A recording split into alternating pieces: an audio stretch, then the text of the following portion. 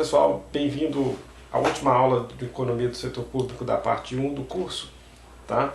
Vou falar um pouquinho naquele assunto ainda de falhas de governo, final do assunto, onde nós vimos na aula 12, mas nessa aula 13 aqui vou enfocar em privatizações, que é um assunto muito debatido no Brasil, polêmico no Brasil até, e interessante também de se discutir os prós e contras, o que vem a ser o tema, por que ele é colocado na discussão e por que ele influencia as políticas econômicas, tá ok? Eu sou o professor Vitor Sena, esse é o primeiro semestre de 2020, embora estejamos aqui no ano de 2021, tá? Deixa eu começar a aula aqui, vai ser o slide da aula 13, tá bom? Falhas de governo e privatizações, porque está naquele assunto, tá?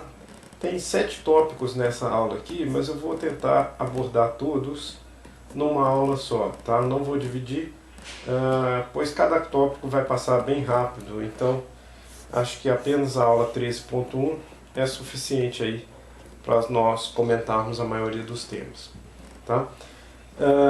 Para essa aula especial eu contei com a contribuição importante do Márcio Vinícius Oliveira, ex-aluno nosso da UFOP, que preparou boa parte desse conteúdo no estágio de docência do mestrado em 2018.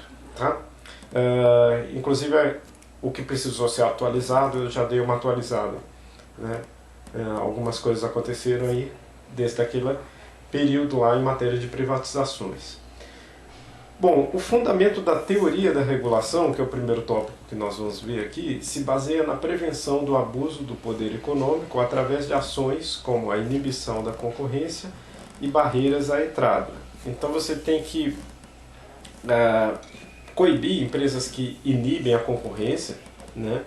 E também aquelas empresas que colocam barreira à entrada. Então você precisa regular alguns setores da economia por conta para evitar esses problemas aqui, tudo bem? Então a teoria da regulação neoclássica se baseia nisso, tá? Para corrigir tais falhas é que se faz preciso a intervenção do Estado na economia. Então, para corrigir essas falhas aqui de concorrência e barreiras à entrada, além de outras falhas que nós vimos anteriormente, o Estado está presente, tá? Essencialmente a gente vai seguir a teoria neoclássica, tá? Existe outra teoria que eu vou falar um pouquinho mais para frente, mas é a teoria neoclássica de regulação, tá? Um livro muito citado aqui é o livro do Lafon e Tirole, tá bom? Então podem ter, e tem outros livros também, eu posso indicar para quem tiver muito interesse no assunto.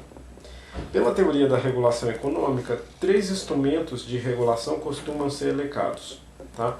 Controle de preços, controle das quantidades e controle de entrada de empresas naquele setor, tá? Quantidades produzidas, o mínimo que deve ser atendido, e controle da taxa de retorno, que é o controle do retorno do capital, né? O quanto que deve remunerar em termos de taxa de retorno aquele empreendimento, tá ok?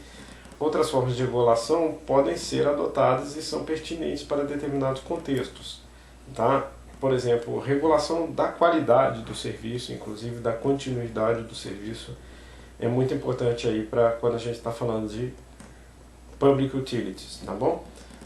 Por exemplo, uma regulação da quantidade de serviço pode entrar nos objetivos de uma agência reguladora, tá bom? Então, por exemplo, uma agência reguladora das telecomunicações pode querer, de alguma forma, garantir a qualidade do serviço ou o controle da qualidade do serviço, tá?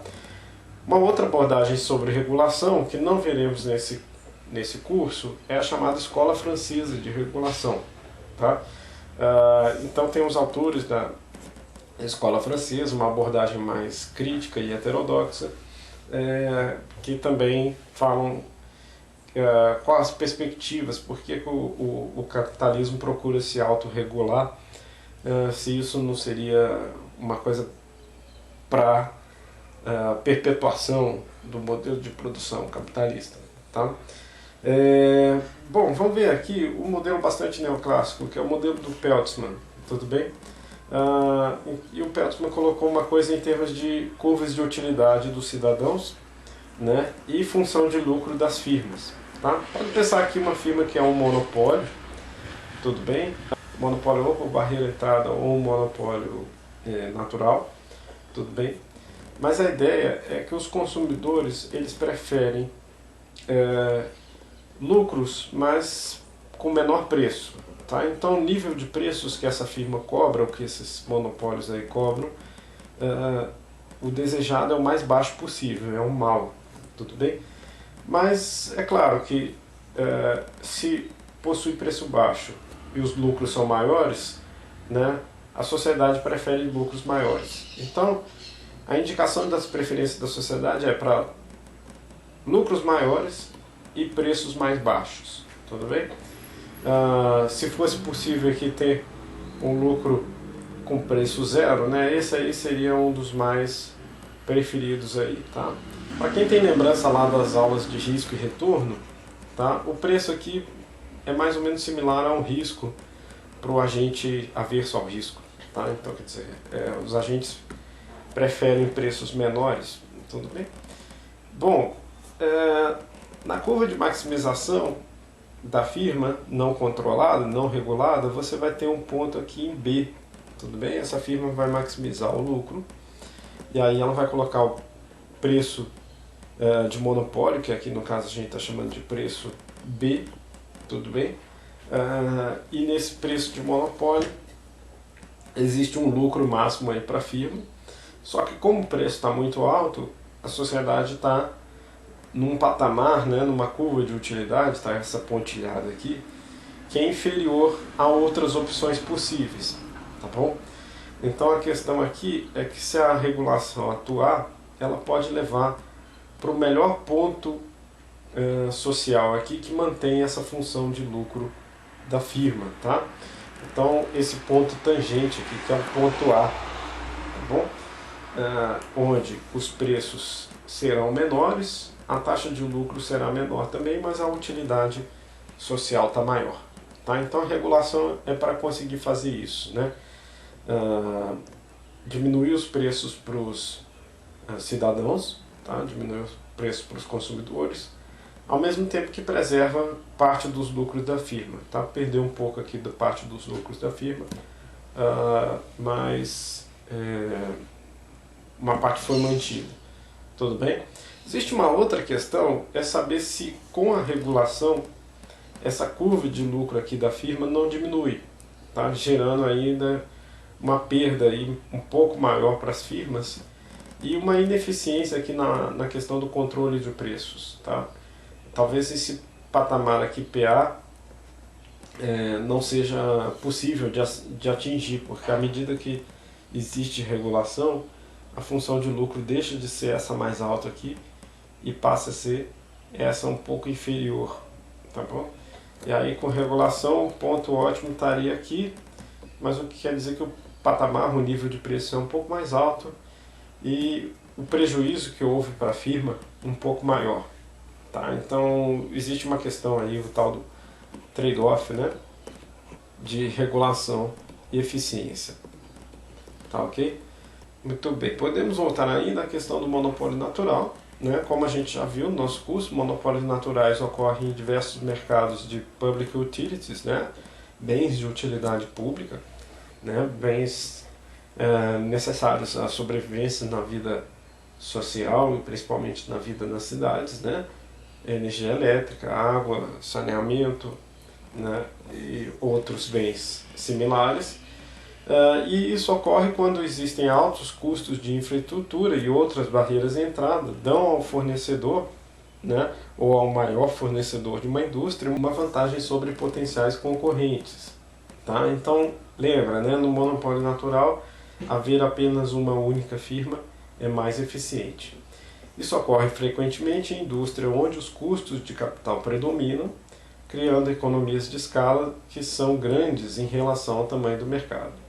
Então um pouco aquela definição também, o tamanho do mercado aí é importante para a questão de monopólio natural. Tá? Revejam a aula 6 para ver esse caso. Os exemplos são serviços públicos de saneamento e eletricidade, tudo bem, são os mais típicos, e como são monopólios, geralmente opta-se por uma regulação. Tá? Então não pode deixar o preço livre, porque o preço livre de monopólio será muito alto, E como são bens de utilidade pública, existe uma opção pela regulação, é uma opção que ocorre, tá? Então, se vocês lembrarem lá, esse ponto A aqui seria aquele ponto de monopólio não regulado, né, com preço muito alto, mas o que está acontecendo é que receita marginal igual a custo marginal, então é a questão eficiente aí para o monopólio cobrar esse preço, né? Mas aí a gente tem várias soluções possíveis, né? Uma daquelas soluções que a gente falou é regular nesse ponto D aqui, tudo bem? Colocar o preço igual custo médio, tudo bem? A firma não vai ter lucros positivos, mas você tem uma quantidade de pessoas maior participando desse mercado aí. Todos esses consumidores aqui entraram nesse mercado agora, tudo bem? Então, toda uma questão difícil também que a gente vai falar sobre a remuneração do capital. Será que a remuneração do capital nesse ponto D está acontecendo de maneira ótima? Também tem uns efeitos adversos com a regulação, tá? Então aqui, ó, existem problemas de assimetria de informação, tá? O regulador nem sempre tem informação completa da firma que ele está regulando, ele precisa então ter obrigações legais para que a firma preste informações para ele, regulador, tá? Tampouco a sociedade tem uma informação completa sobre como o regulador está regulando e o que a firma está fazendo, tá? Então existem problemas na relação entre regulador e empresa, problemas que a gente chama problemas de agenciamento, tá, ok? Então, quais são os controles que o regulador possui sobre a empresa? E isso é um pouco difícil de conter e de controlar. A literatura já catalogou um efeito que é chamado efeito Avett-Johnson, tá? Dos dois autores que documentaram isso, para empresas controladas com alguma rentabilidade de capital, né? Então, como a rentabilidade é dada em cima do capital, de uma taxa em cima do capital, essas empresas têm a tendência de sobreestimar o capital que elas possuem, pois assim elas conseguem um limite de rentabilidade superior um pouco mais alto. Isso faz com que elas lucrem mais, né? Simplesmente colocando um capital muito grande aqui, porque a taxa é a mesma sobre qualquer capital. Então, quanto maior o capital que elas colocam, né? E um capital que geralmente não agrega custos, tá? Melhor ainda se for um capital que não agrega custos futuros, tá? E aí, como o capital é grande, o retorno por esse capital aqui dá um resultado maior. Dando um resultado maior, que é um resultado relativamente fictício pelo que a empresa produz, eles conseguem lucrar mais, tá bom? Por este efeito, as empresas sob regulação teriam incentivos a sobreinvestir em capital, conseguindo assim esses maiores lucros que a gente está documentando aí, tá? Bom, e o Brasil tem muitas empresas estatais, né? Então a questão aqui também é que o Brasil tem empresas estatais nos vários entes federados, né? Tá aqui um gráfico do Estadão, tá? De uma matéria que eles fizeram ali perto de 2018 também, né? Onde se elencava aqui que o Brasil ao todo tinha 418 estatais. Hoje o número ainda continua perto disso, tá? Continua perto das 418 aqui quando eu faço essa aula em 2021. Tudo bem? Então, na comparação que eles conseguiram aqui, né, nós temos mais empresas do que a Hungria, República Tcheca, Lituânia, Polônia, Portugal, México, Letônia, Alemanha. Então, o Brasil disparado aí, mais empresas estatais do que todos esses países aí, tá?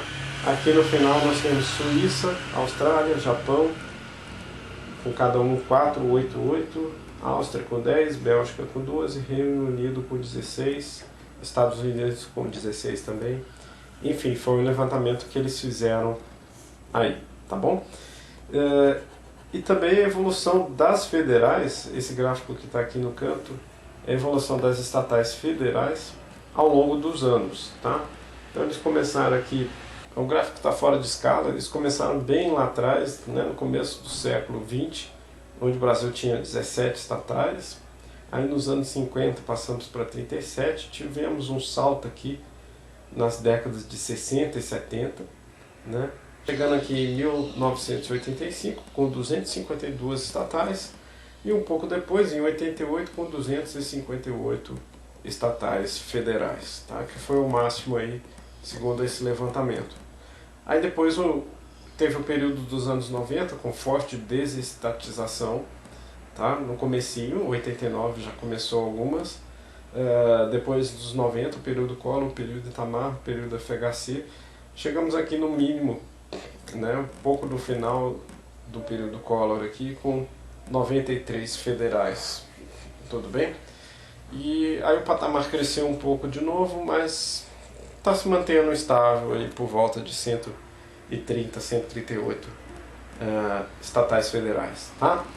Só que não são apenas empresas federais, tudo bem? Essas 138 aí são 32% de todas as estatais brasileiras. Quem tem mais empresa estatal são os estados, tá?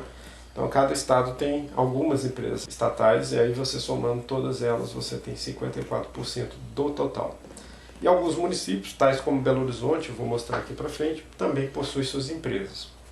Tá? Então a divisão está, até a conta que eu vi, tá? Essas 138 federais, 252 estaduais e 58 municipais. Tá? Então as federais, as famosas, né? Petrobras, Banco do Brasil, Eletrobras, todas de economia mista, a Caixa Econômica Federal, BNDES e os Correios, que são empresas públicas, né? Ou seja, capital 100% público. Tá? Exemplo de estatais estaduais. Aí a de Minas Gerais aqui, CEMIG, GASMIG, né? Essas duas de economia mista. O BNMG, a Copasa e a Emater, que são 100% públicas. Em outros estados também existem empresas estatais, tal como a CESP, Companhia de Energia Elétrica de São Paulo, a Companhia de Águas do Rio de Janeiro, o Banco Banrisul, lá do Rio Grande do Sul, Copel no Paraná, Banestes, que é o Banco do Espírito Santo. Tinha uma empresa da Bahia aqui, acho que eu tirei o nome, mas ficou a Bahia, o Banco de Brasília, enfim, todo estado possui sua empresa estatal também, tá? E até os municípios possuem, os grandes municípios costumam ter empresas também, tá? Belo Horizonte tem 3 que eu consegui identificar aqui, mas eu acho que tem até algumas mais. Prodabel, que é uma empresa de informática que atende o município, informática e dados, né? Que atende o município de Belo Horizonte. A BH Trans, que ajuda na regulação do trânsito de comunicação e sinalização de trânsito. A Belotur, que é voltada para o turismo na capital. Enfim, Belo Horizonte tem vários exemplos, São Paulo também tem empresas similares, então são empresas municipais ali que formam aquelas 58 empresas municipais no Brasil todo, tá ok? Atualmente, 30 estatais estão listadas na Bolsa de Valores de São Paulo, na Bovespa, tá? Elas representam aproximadamente 26% do volume negociado, então elas são muito importantes para a movimentação de capital na Bolsa diariamente no Brasil, tá? E corresponde a 15% do nível de capitalização do mercado. Bem? Então essas empresas estatais no Brasil são muito importantes também na questão da negociação em bolsa, tá? Na negociação de ativos financeiros. Nos anos 70, elas foram grandes responsáveis por impulsionar o crescimento econômico do país e chegaram a apresentar uma taxa de investimento de 4% do PIB. Então só essas empresas estatais representavam 4% do PIB de investimento. Então elas investiam muito e pesadamente. Tá?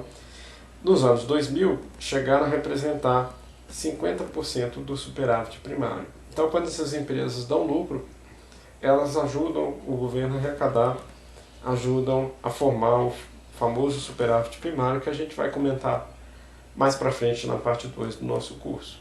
Tudo bem? Ainda sobre as estatais, a Petrobras já foi responsável por 10% de toda a formação bruta de capital fixo, tá? Que é uma medida de formação de capital, uma proxy para investimento. Então, 10% de toda a formação bruta de capital fixo no Brasil, nos anos 2000, era da Petrobras, tudo bem? Então, a Petrobras tinha uma participação muito relevante nessa formação. Lembrando que essa formação aí, ela chegou a 20% no máximo aí, tá? Então, quer dizer, quase metade de toda a formação bruta de capital fixo em alguns anos aqui no Brasil foi dado pela Petrobras, tá? Então, quer dizer, é uma empresa gigante, né? As empresas públicas são, em alguns setores, as principais fornecedoras de bens e serviços subsidiados ao setor privado. Então, a própria Petrobras mesmo, na questão dos combustíveis, né? Fornecem bens e serviços ao setor privado. Elas foram instrumento de um processo de industrialização do país entre 30 e 60, bem como indutoras para sustentar o crescimento nos anos 70. Então você vê aquele gráfico aqui do crescimento das empresas estatais, né? Esse gráfico também está em linha com o crescimento que teve da economia brasileira naquele período, tá? Tem essa questão aí que a gente vai falar mais para frente dessas empresas serem indutoras ou não do crescimento econômico, tá? Por fim, um exemplo da Caixa Econômica Federal, que é o maior banco do país em número de clientes, tá? Então, 115 milhões de clientes a Caixa possui, tudo bem? Um número bem expressivo aí da população brasileira é cliente da Caixa Econômica Federal. Bom, as controvérsias em relação a esse tipo de empresa, as empresas estatais, tá? Primeiro é o uso político, tudo bem? O emprego das estatais como controladores de preços, congelamento de preços, e planos de investimento superiores à capacidade de alavancagem financeira, ou o endividamento forçado dessas empresas, tudo bem? Então, para usá-las politicamente, se obriga que elas investam bastante. Investindo bastante, talvez elas se endividem bastante. Se endividando bastante, elas ficam com a capacidade futura de sustentabilidade da empresa um pouco comprometida, ou às vezes muito comprometida, dependendo do uso que se faz dessa empresa.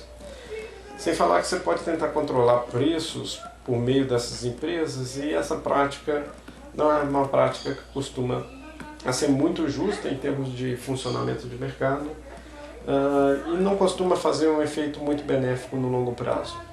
Então, usar empresas tipo a Petrobras para controlar preços podem não fazer um resultado muito positivo, tá?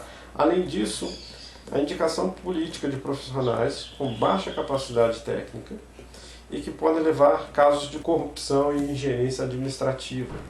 Se o critério de indicação de presidentes, diretores e outros responsáveis pela firma não for técnico, né, e for muito político, e políticos que não entendem da parte técnica, podem ocorrer problemas, e no caso, se forem políticos muito mal intencionados, usarão o caixa da empresa para financiar os seus projetos políticos, dando origem aí à corrupção.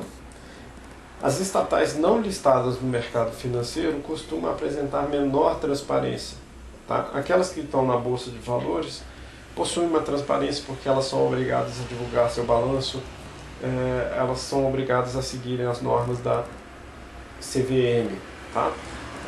Mas as que não estão listadas, elas possuem transparência menor. Em particular, depois eu vou falar de um estudo da Fundação Dom Cabral, que mostra que as empresas de transporte, né, as empresas de um determinado setor, né, entre as estatais, possuem uma transparência muito mais baixa, tá? Então, na divulgação de suas ações e resultados financeiros, tudo bem? Bom, para tentar amenizar esses problemas, né, várias medidas recentes ao longo da década passada foram tomadas, então são medidas interessantes, tá? Entre elas aqui, a mais recente, que é a lei das estatais, tudo bem? Se não me engano, essa lei saiu mesmo em 2016, depois eu confiro, tá? Mas a lei 13.303 de 2015 aqui. Anteriormente, em 2013, nós temos a lei anticorrupção, que responsabilizava mais os atores dessas firmas. E uma lei mais antiga, mas também que regula, é a lei da sociedade por ações. A gente nem vai comentar muito ela aqui, mas é uma lei que também serve um pouco de limitador, mas ela é de 76, então quer dizer, ela não estava sendo suficiente para o caso das empresas estatais para amenizar essas controvérsias. Além disso, né, para as firmas que participam, tem a Comissão de Valores Imobiliários, a CVM, e as suas normas. Tá bom? Bom, vou falar daquela lei das estatais. Tudo bem? Aqui, ó, aqui parece de 2016, né? Eu vou conferir, depois eu coloco aí para vocês que ano exatamente ela foi promulgada, mas ela tem como objetivo definir um padrão de eficiência, transparência e prestação de contas para a sociedade dessas empresas. Para essa prestação de contas, existe-se uma carta anual, um relatório de sustentabilidade e código de conduta. Então tem várias coisas que a empresa tem que cumprir para falar que elas estão sendo sustentáveis no longo prazo, se estão respeitando o código de conduta, né, com os padrões de governança corporativa, e uma carta anual que explicita tudo isso, tá? Então esses padrões de governança passaram a ser mais adotados e mais reforçados. Eles estão sendo usados pelas empresas do mercado também, passaram a ser exigidas aqui no caso das estatais. Um comitê de auditoria, tá? Um comitê de elegibilidade, tá? Uma área de compliance e disposição sobre a função social das empresas. Tá? Então isso também faz parte da nova lei. Tá? Além de tudo, né, tem que ter uma política de distribuição de dividendos, a divulgação de notas explicativas das demonstrações financeiras, ou seja, ela tem que documentar mais o que ela está fazendo. Tá? Então a empresa tem uma responsabilização maior e uma transparência maior. Com isso se consegue garantir uma transparência da empresa pública. Tudo bem? A Lei Anticorrupção de 2013, né, prevê a responsabilização objetiva no âmbito civil e administrativo de empresas que praticam atos lesivos contra a administração pública nacional ou estrangeira. Tá? Então a responsabilização da empresa fica garantida aqui por conta dessa lei. Tá? Ela fecha uma lacuna que existia no ordenamento jurídico ao tratar diretamente da conduta dos corruptores. Tudo bem? Então, não só os corruptos, mas aqueles que corrompem também estão sujeitos à punição, prevendo punição como multa administrativa de até 20% do faturamento bruto da empresa. E comprovados crimes podem ficar mais severo. Né? Prevê também o acordo de leniência, o famoso acordo de leniência, que permite o ressarcimento de danos de forma mais célere, além da alavancagem investigativa. Então, se existe um acordo de leniência prestando mais informações de como ocorreu uma eventual corrupção, isso ajuda a investigação a andar inclusive mais rápido. Tudo bem? Bom, quais são as dificuldades? Tá? Então, Sadenberg e Bragaglia, tá? Esse estudo aqui da Dom Cabral, as empresas têm apresentado dificuldade de se adequarem às novas regras, pois estão sujeitas a maiores problemas de agência. Então, quer dizer, as empresas públicas têm um problema de agenciamento, tal como as empresas privadas possuem, mas esses problemas são até mais severos no caso da empresa pública, porque se a empresa pública perde lucro, quem perde é a sociedade, não são os acionistas, não são os donos diretos. Então é difícil, um pouco mais difícil para a sociedade fazer esse controle direto. Tá? Estudo da Fundação Dom Cabral, que é esse estudo que basearam Sadenberg e Bragaglia aqui de cima, entrevistou gestores das empresas públicas e de economia mista sobre a implementação da nova lei, aquela lei anticorrupção de 2013, em especial a lei das estatais de 2016. Então, uma dificuldade encontrada no estudo foi a de que empresas estatais se sentem restritas ao indicar conselheiros que não tenham participado de campanhas eleitorais, que não tenham sido dirigentes de partidos políticos, sindicalistas e parlamentares, Ou seja, geralmente essas empresas estatais indicam pessoas envolvidas com a política. Tá? Então a lei, ao pedir que não sejam indicadas pessoas que participaram de campanha política, não tinha sido dirigente, limitou bastante o escopo de escolha de conselheiros e as empresas sentiram dificuldade ao indicar esses conselheiros que não tenham participação política. Então mostra como a política estava entranhada aqui no funcionamento das empresas estatais. A gente pode negociar se deveria ser assim ou não, mas essa lei colocou essa dificuldade. Há também dificuldades em justificar a existência da empresa e a sua função social na carta anual, que se tornou obrigatória. Acho que ficou faltando um pedaço do slide aqui, eu vou completar depois. Tá? Bom, vamos falar da privatização propriamente dita, né? Que é o tema da aula. A privatização é um procedimento de venda para iniciativa privada das empresas estatais, sejam elas empresas públicas, aquelas de capital 100% estatal, ou de economia mista, né? Aquela onde o capital estatal é majoritário, 51% ou mais de todo o capital da empresa. A privatização pode ocorrer pela diminuição do poder acionário do Estado nas empresas.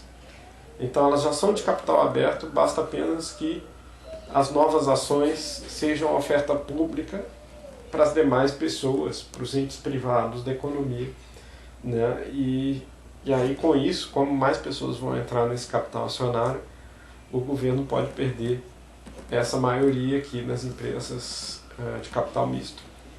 Tá? Isso toma tempo, tá? O processo de privatização é uma adequação do marco legal, a adequação das regras do leilão, se for feito um leilão para vender essa empresa, da qualificação dos participantes, tá? E a depender da importância da empresa e do setor, um processo de privatização pode levar anos. Tudo bem? Tipicamente mais do que um ano, pode levar até mais de 2 anos um processo de privatização. Tudo bem? Vamos falar aqui, né? Existe uma diferença entre concessões e privatizações. Tudo bem? Concessões é quando o setor privado vai operar uma determinada atividade por um período de tempo limitado, mas a propriedade continua com o ente estatal. Tudo bem? E na privatização, essa propriedade muda de mãos, né? Ela passa a ser integralmente propriedade privada. Tudo bem? Então a concessão ela se torna propriedade privada por um determinado período. Às vezes esses contratos são longos, né? Contratos de 15, 20, 30 anos. É um período longo, mas no final da concessão isso vai ser revisto, né? Se essa concessão continua privada ou volta para a mão do Estado. Tá? Renova-se a concessão com novos participantes. Tudo bem? As privatizações podem ser usadas, né, para pagamento de parte da dívida pública. Então, o governo, ao vender as empresas, consegue dinheiro e com esse dinheiro que ele consegue, o melhor uso possível é abater a dívida. Tudo bem? Para o serviço da dívida diminuir. Tá? Então, aquele percentual da dívida pública em porcentagem do PIB, você pode reduzir um pouco esse percentual da dívida pública em porcentagem do PIB por meio das privatizações. Então, aumentando o caixa do governo, diminuindo um pouco essas necessidades de financiamento. Em menor magnitude, podem ser usados para redução dos déficits fiscais também. Então, aquelas receitas que foram feitas ajudam o governo a ter mais arrecadação. Parte dessa arrecadação pode ser usada para a redução dos déficits. Tá? Existem algumas limitações no que se pode fazer dessa forma, mas por isso aqui em menor magnitude, mas pode usar também. Outro ponto é desonerar o poder público no caso de empresas deficitárias. Então existem empresas públicas que estão dando déficit e o governo está precisando colocar dinheiro público aí dentro, dinheiro dos impostos nessas empresas. Então quer dizer, está saindo dinheiro dos cidadãos para financiar empresas. Então, quando se vende empresas que estão deficitárias, se alivia o governo dessa obrigação, alivia o governo de pagar esse déficit. Então, o dinheiro que estava indo para cobrir o déficit dessas empresas pode ir para outros setores. Tá? tende a haver um aumento da eficiência econômica, eu vou falar disso mais para frente, né? O processo de venda pode ocorrer de diversas maneiras, geralmente por meio de um leilão, tá bom? Existe também a melhoria da infraestrutura nos casos em que o Estado não possui capacidade de investimento. Então, um dos motivos para a privatização, e um dos motivos que ela pode vir a funcionar, é isso, né? O Estado não está conseguindo investir em determinados setores, então passa essa capacidade de investimento para iniciativa privada, né?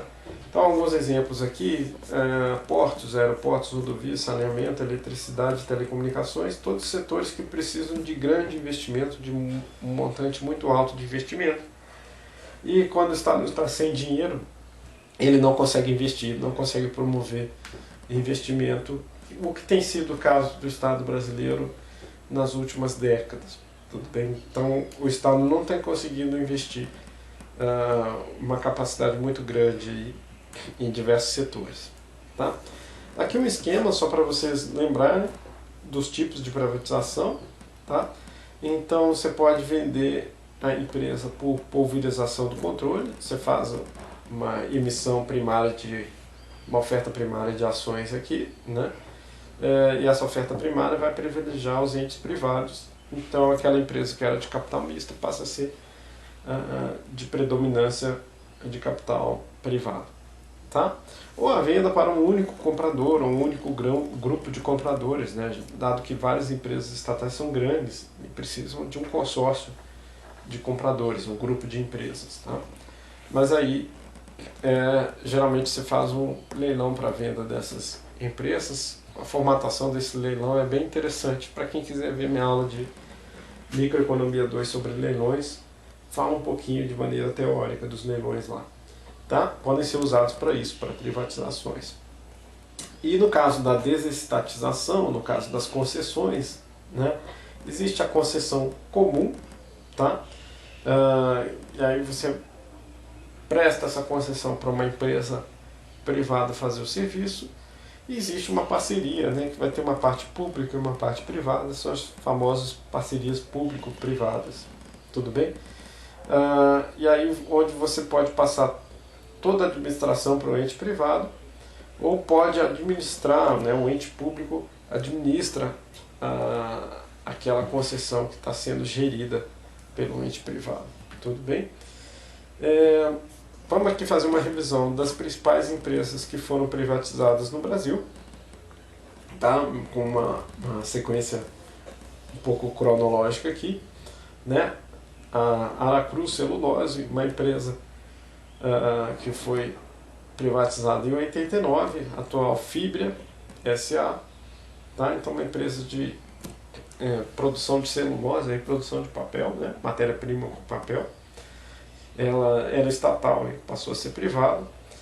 Aqui entraram várias empresas de siderurgia, a Uzi Minas em 91, a Companhia Siderúrgica Nacional em 93, a Cosipa, né? Todas as indústrias siderúrgicas aí.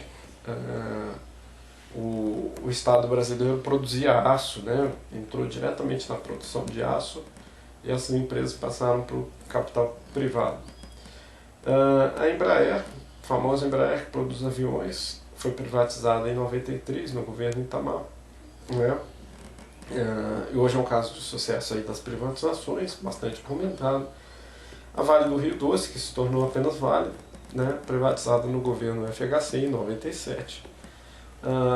A Rede Ferroviária Federal, também em 97, vou comentar nesse caso um pouquinho mais para frente.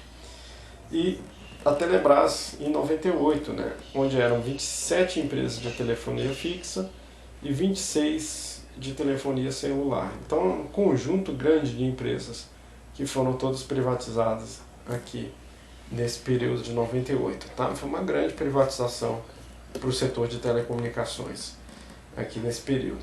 Tá, ok? Bom, quais são as propostas que estão em voga hoje, estão na baila aí, né? O grupo Eletrobras, tá? As empresas de produção e distribuição de energia elétrica ligadas à Eletrobras, principalmente produção. a Casa da Moeda, a Lotex, que é uma loteria rápida, né, a famosa raspadinha,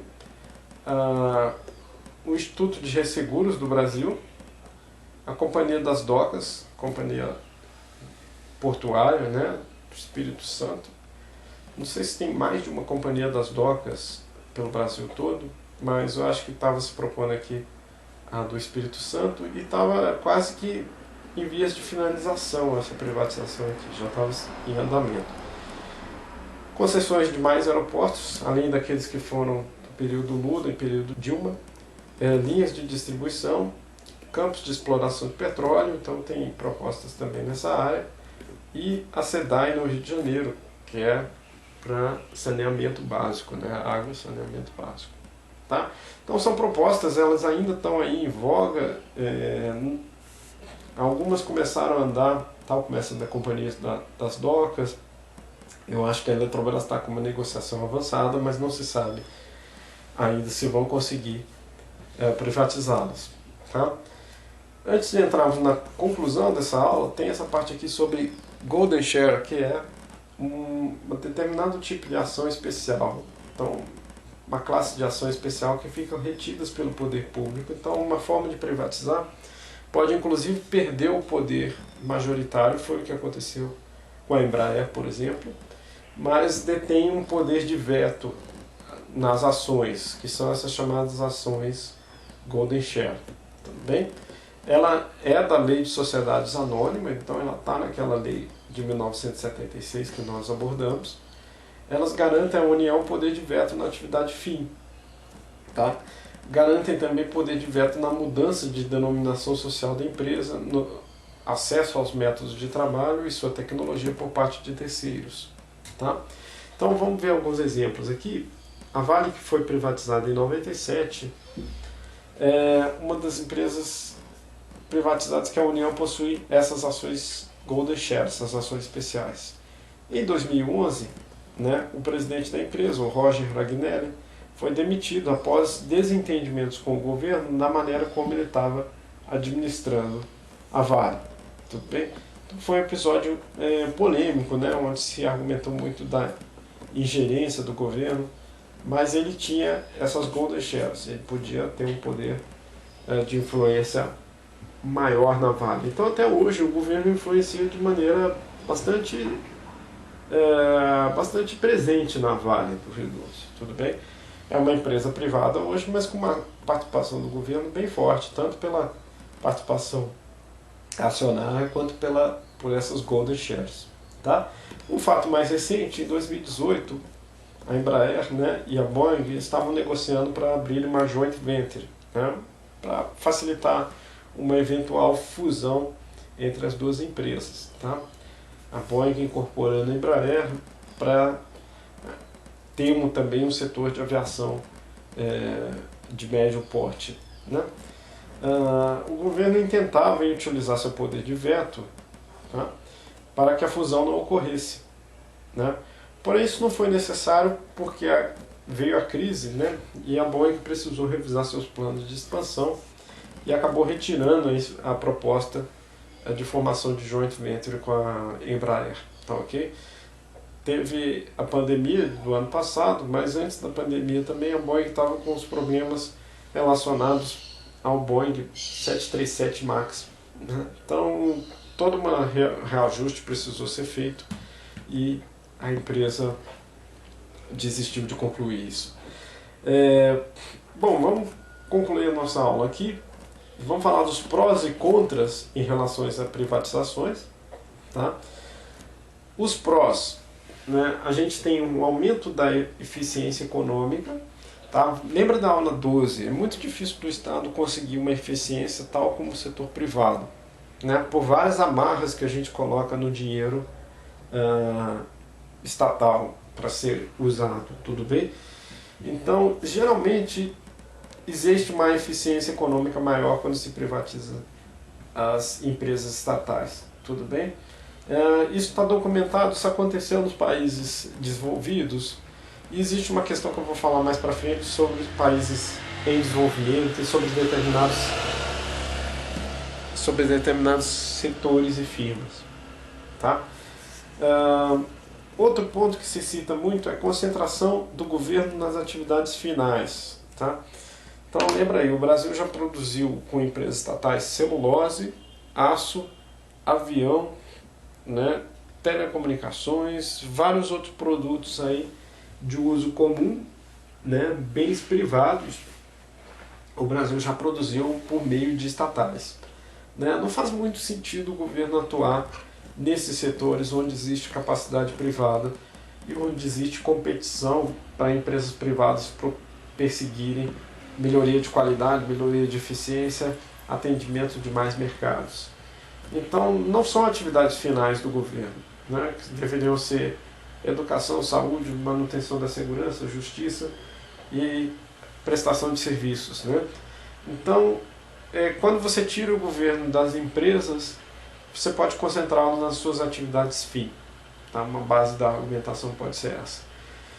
Aumento da competição e diminuição dos monopólios de barreiras legais. Então, algumas dessas empresas eram garantidas por monopólios que o governo fazia de reserva de mercado para elas.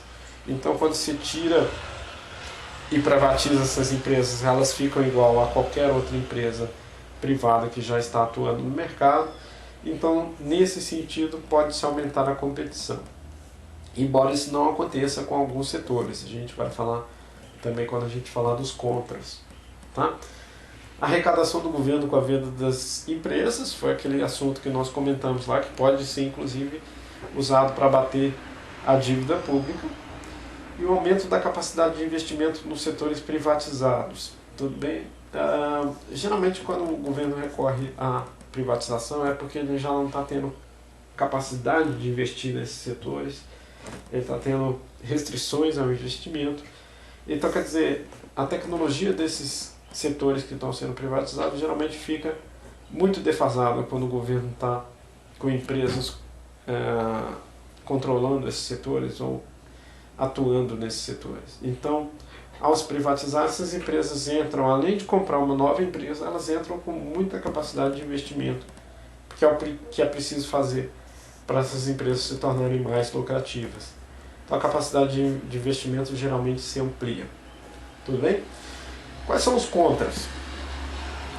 Primeiro contra, né? O governo perde influência e uma ferramenta política, social e econômica.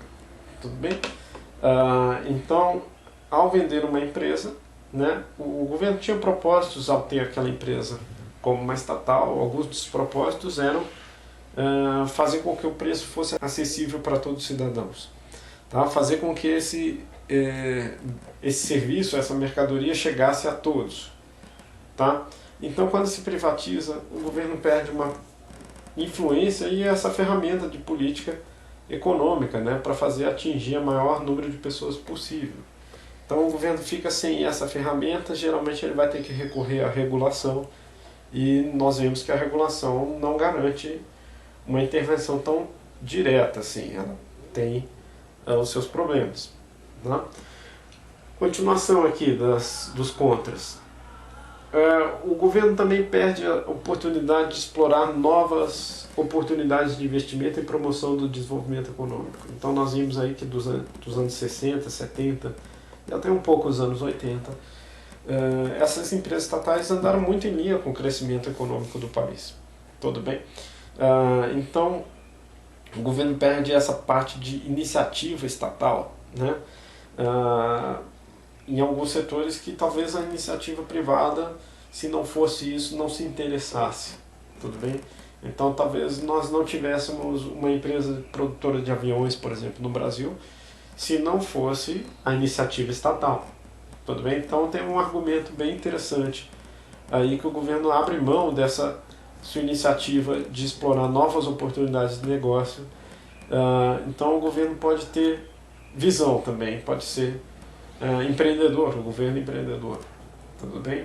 Às vezes mais empreendedor do que as empresas, dependendo do ambiente de negócio do país e coisas nesse sentido. Tá?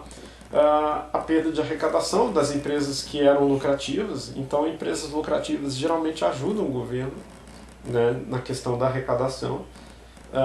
Então perder empresas lucrativas tem que ter um motivo um pouco maior pelas outras vantagens que nós estamos falando.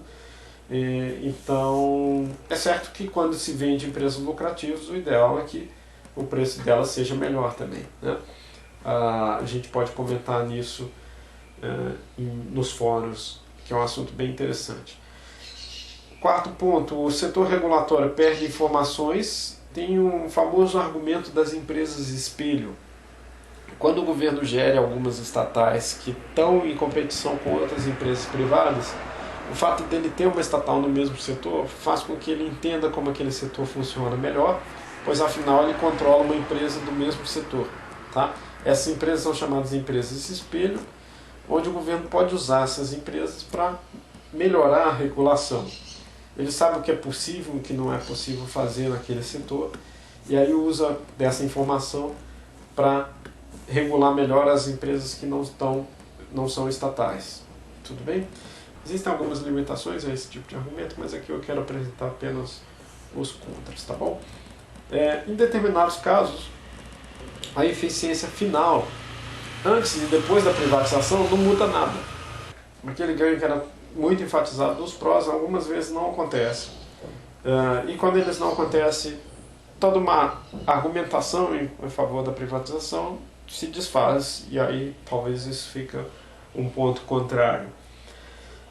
Bom, vamos lá, finalizando, né? Para o Brasil, o saldo das privatizações foi positivo.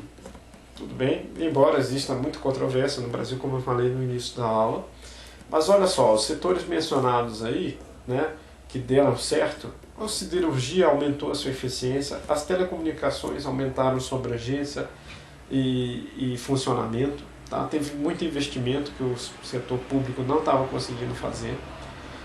Essa questão da Embraer mesmo, da aeronáutica, e os serviços relacionados, não só a Embraer, mas toda uma cadeia de produção relacionada. E na questão dos transportes, existem vários investimentos de transportes que foram possibilitados por conta da privatização e das concessões. Tá? Então, o saldo foi positivo, né? O Brasil se tornou melhor com as privatizações que ele fez. Eu acho que não tem muita dúvida disso. Existem alguns questionamentos ferozes e muito debatidos, mas eu acho que não tem muita dúvida. Existem alguns problemas que aconteceram em cada um desses setores também, a gente pode discutir sobre esse assunto, inclusive os das telecomunicações. Tá? Mas existem os casos que não deram certo, né, e não são muito lembrados. Por exemplo, a questão de ferrovias, né, lembra que a Companhia Nacional de Ferrovias, da Rede Ferroviária Federal, foi privatizada em 97, e mesmo assim a expansão da malha ferroviária federal brasileira, a expansão da malha ferroviária no Brasil, ainda é muito reduzida, ainda é muito exígua. Então, quer dizer, não foi uma panaceia privatizar as ferrovias no Brasil, elas continuam sendo um setor, um gargalo de investimento muito importante. Talvez agora começando algumas iniciativas um pouquinho interessantes nesse sentido, mas ainda muito aquém no sistema ferroviário mais complexo e que atenda mais o setor produtivo brasileiro. Então, o ponto é que as privatizações não são uma solução mágica. Tudo bem? Muitos defensores aí colocam como se fosse uma solução heróica, né? Mas não, é importante estudar caso a caso, quando funciona, quando não funciona, por que funcionou, por que não funcionou, qual o marco regulatório que estava vigente, por que privatizou e as empresas não conseguiram investir, no caso das ferrovias mesmo, ou das próprias telecomunicações, voltando, né? Funcionou porque houve investimento, houve maior nível de serviços, houve barateamento dos preços, ainda assim há má qualidade, ainda há precariedade de investimento e ainda há serviços que deixam a desejar, né? As reclamações dos consumidores na Anatel enunciam um pouco, evidenciam um pouco esse assunto. E, inclusive, as privatizações podem ser insuficientes para sanear as contas públicas. Alguns autores já mostraram isso. Então, você privatizar achando que vai resolver todo o problema de conta pública não é um pouco por aí também, tá? Tipo, não são suficientes, tudo bem? as privatizações podem não dar conta de resolver os vários problemas de déficit público que o Brasil possui e de endividamento, ainda mais agora depois da pandemia. Tudo bem? Então, são bastante importantes você levantar esses casos, caso a caso. Tá? Para finalizar aqui, o leste europeu tem uma experiência relevante e muito grande com privatizações. Tá? Lembra que eram economias estatizadas até a queda do Muro de Berlim, até 89. Né? E nos anos 90, todos esses países tiveram que privatizar, digamos assim, né? Passar suas empresas que estavam com o Estado, que já não tinha capacidade nenhuma para investimento em todos aqueles setores, pagarem os trabalhadores salários dignos. Então eles tiveram que privatizar em larga escala. Tudo bem? Então observar esses países é uma boa observação se a privatização funciona ou não. Tá? E o resultado, em termos de bem-estar para a população, depende de muito em qual país você está considerando na análise. Tudo bem?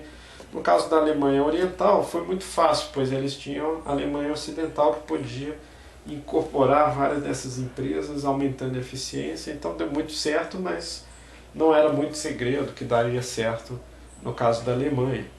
Tá? Também no caso da Polônia parece ser um caso que deu certo, tudo bem? No caso da Polônia, que é próxima da Alemanha ali, tem a capacidade de investimento aumentou, essas empresas se tornaram empresas privadas bastante lucrativas e bastante eficientes. Tá? Mas tem os outros países do leste europeu, da cortina de ferro, né? A Romênia, a Lituânia, a Rússia, a Ucrânia, todos esses países, em especial a Rússia, entrou numa espécie de privatização onde os ganhadores eram antigos grupos oligarcas que já mandavam no partido, tudo bem? Então, quer dizer, viraram grandes conglomerados de pessoas influentes na política, tudo bem? Então, são empresas privadas, mas que ao mesmo tempo têm uma relação muito intrínseca com a política que é levada. O próprio Putin é muito rico, né? O Putin é muito rico porque ele é dono ou participa de vários desses conglomerados de produção, né? Que é tipo um capitalismo controlado pelas oligarquias políticas. Então, os políticos são os donos das empresas principais e por isso eles são muito ricos e influentes. Então virou uma espécie de privatização que beneficiou a quem tinha muita influência política. Tá? Então isso aconteceu em maior ou menor grau nos países relacionados ali. Então, em termos de bem-estar, é bastante ambíguo, tudo bem? Talvez aumentou um pouco a eficiência da forma como era produzido anteriormente, mas existem muitos problemas a serem resolvidos ainda. Bom, alguns autores defendem que existem diferenças entre o mundo desenvolvido e o mundo em desenvolvimento. Tá? Então, se as privatizações deram muito certo nos países desenvolvidos, que tem um marco regulatório mais bem estabelecido, uma regulação forte e que consegue fomentar a competição e o investimento, o mesmo pode não ser verdade em países em desenvolvimento que não tem essas instituições fortes. E aí, por isso, a privatização pode ser, de fato mais polêmica nesses países por conta desses fatores. Tá bom? Então, um assunto que dá bastante discussão, um assunto que tem várias questões. Tá aqui a literatura que eu usei para essa aula de hoje. Tá? Recomendo bastante e bastante interessante. E a gente pode comentar mais questões lá no fórum. Tá? A aula já ficou um pouquinho extensa, porque eu passei numa aula só, mas fico por aqui, vejo vocês na parte 2 do curso, na aula 14. Até lá, tchau, tchau.